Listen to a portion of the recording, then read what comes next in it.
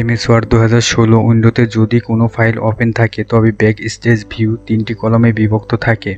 এখানে ওপেনকৃত document file সংক্রান্ত তথ্য দেখাবে, যেমন properties, size, page, word, total editing time, title, tag and command. File location, আপনি আপনার ডেস্কটপে একটি ফাইল সেভ করেছেন, আপনি ফাইলটি কাজ করা অবস্থায় তা ভুলে গেছেন, সেই ক্ষেত্রে ফাইল লোকেশন থেকে আপনি আপনার ফাইলটি কোথায় সেভ করেছেন তা খুঁজে বের করতে পারবেন।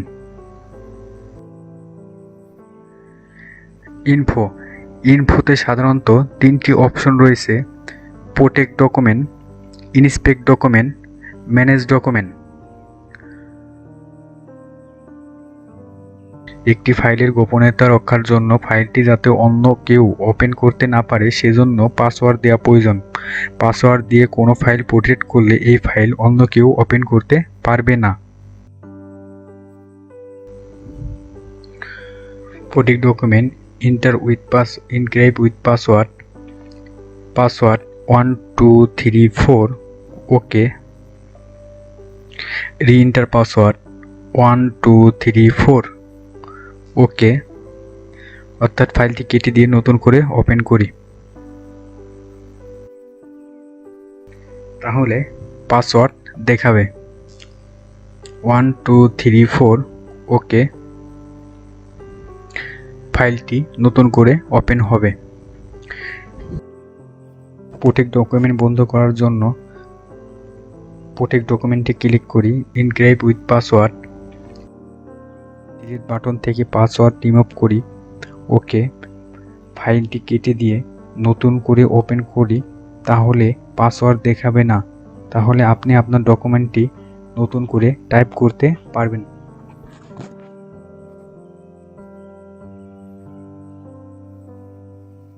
পাসওয়ার্ড দিতে চান, সেই ফাইলটি ওপেন করুন, ফাইল মেনু হতে সেভ অপশন ক্লিক করুন।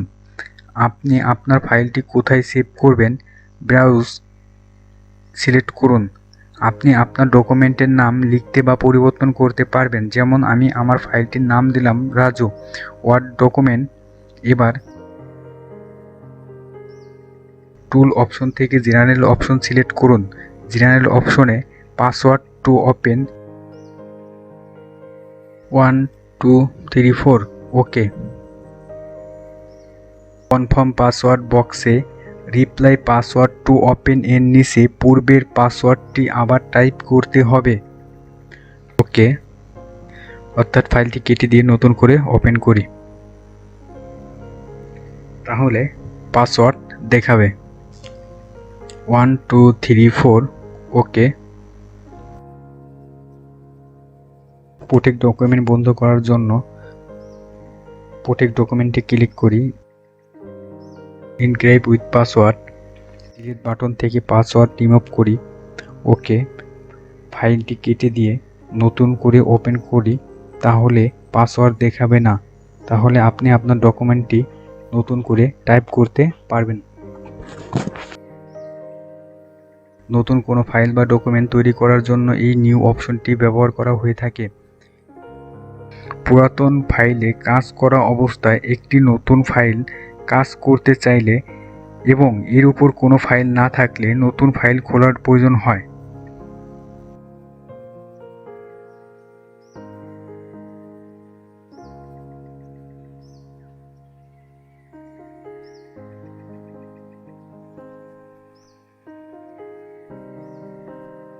ওপেন, পূর্বের তৈরি কোনো ফাইল বা ডকুমেন্ট খোলার জন্য ওপেন অপশনটি ব্যবহার করা হয়ে থাকে। ফাইল ট্যাব থেকে ওপেন ব্রাউজ সিলেক্ট করুন। ডকুমেন্ট ডেস্কটপ ফাইলের তালিকা দেখা যাবে। আপনি যে ডকুমেন্ট ওপেন করতে চান তার উপর ডবল ক্লিক করলেই ওপেন হয়ে যাবে।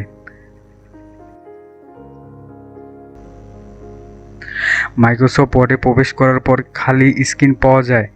এখানে পছন্দ মতো টাইপ করা যায়। টাইপ করা ডকুমেন্ট ভবিষ্যৎ প্রয়োজনে সংরক্ষণ করাকে ফাইল সেভ বলে। File tab, save, browse. আপনি ফাইলটি যে নামে সেভ করতে চান সেটি টাইপ করতে হবে। Raju word document save.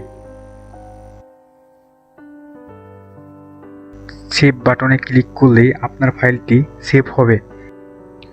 অনেক সময় কাজের ব্যস্ততার কারণে ফাইলটি সেভ করার বিষয়টি মনে থাকে না। এক্ষেত্রে আপনি আপনার ডকুমেন্টে নির্দিষ্ট কমান্ড দেওয়া থাকলে নিজে থেকেই সেভ চালু হয়ে যাবে।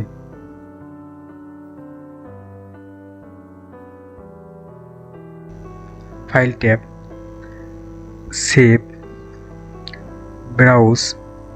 আপনি ফাইলটি যে নামে সেভ করতে চান সেটি টাইপ করতে হবে রাজু ওয়ার্ড ডকুমেন্ট। টুল অপশন থেকে save option, save auto recovery information every এর ডান পাশে যত মিনিট পর পর আপনি আপনার ফাইলটি সেভ করতে চান তত মিনিট সিলেক্ট করতে হবে, অর্থাৎ প্রতি 5 মিনিট পর পর আপনার ফাইলটি অটোমেটিক সেভ হবে।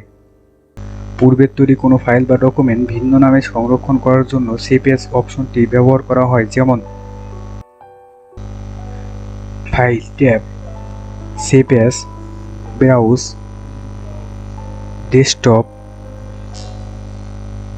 ফাইল নেম, ফাইল নেমের পাশে আপনি যে নামে ফাইলটি সেভ করতে চান সেটি টাইপ করুন। সেভ অ্যাজ টাইপ থেকে পিডিএফ ফরম্যাট সিলেক্ট করলে আপনার ফাইলটি পিডিএফ ফরম্যাটে সেভ হবে। সেভ বাটনে ক্লিক করুন, অর্থাৎ আপনার ডকুমেন্টটি নতুন সেভ অ্যাজ নামে সেভ হবে।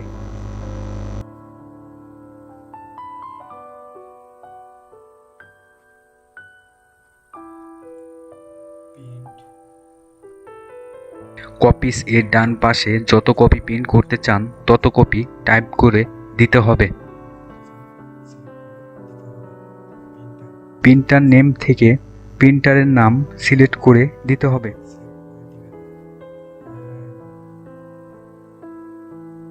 প্রিন্ট অল পেজ এর ডান পাশে এরোতে ক্লিক করতে হবে।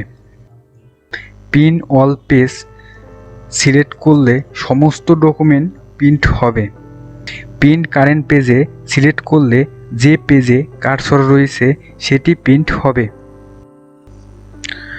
কাস্টম প্রিন্ট সিলেক্ট করে যে পৃষ্ঠা নাম্বার টাইপ করে দেওয়া হবে সেই পৃষ্ঠাগুলো প্রিন্ট হবে, যেমন 159, অর্থাৎ 159 এ 3টি পেজ প্রিন্ট হবে। প্রিন্ট ওয়ান সাইড এর ডান পাশে ক্লিক করে প্রিন্ট ওয়ান সাইড সিলেক্ট করলে আপনার ডকুমেন্টটি একটি পেজের একটি সাইডে প্রিন্ট হবে, এবং print in both side select করলে এক পেজে উভয় পৃষ্ঠায় প্রিন্ট হবে। নাম্বার অফ কপিজ যদি বেশি হয় তাহলে কালেক্টেড এর পাশের অ্যারো ক্লিক করে আনকালেক্টেড সিলেক্ট করলে সেটি সেট বাই সেট প্রিন্ট হবে। রোটেট ওরিয়েন্টেশন এর ডান পাশে অ্যারোতে ক্লিক করে ল্যান্ডস্কেপ ওরিয়েন্টেশন সিলেক্ট করলে আড়াআড়ি প্রিন্ট হবে।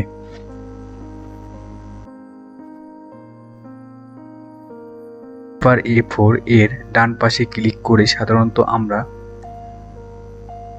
Letter, legal, A4, small A4 select করে দিতে হবে।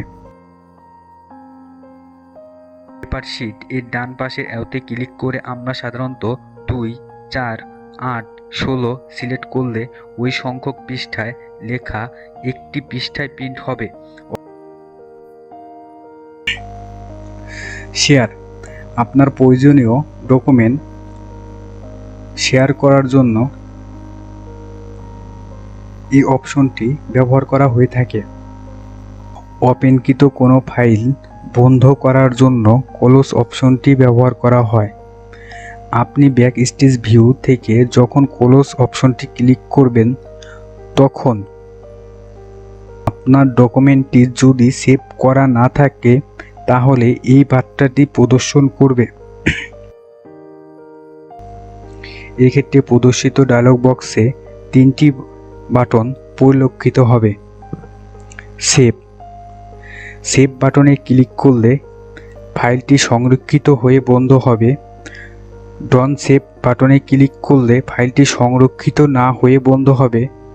ক্যান্সেল বাটনে ক্লিক করলে প্রদর্শিত ডায়লগ বক্সটি বাতিল হয়ে পূর্বের অবস্থায় ফিরে আসবে। প্রয়োজনীয় ডকুমেন্ট এক্সপোর্ট করার জন্য এই অপশনটি ব্যবহার করা হয়ে থাকে। পিডিএফ ফরম্যাট সিলেক্ট করে এক্সপোর্ট করতে পারবেন।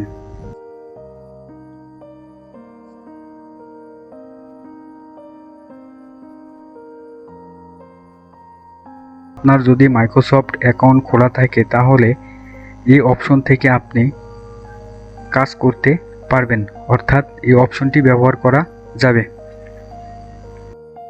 মাইক্রোসফট ওয়ার্ডের বিভিন্ন অপশন পরিবর্তন করার জন্য এই অপশন ব্যবহার করা হয়ে থাকে। প্রতিটি কাজের ক্ষেত্রে কোনো না কোনো অপশন পরিবর্তন করতে হয়।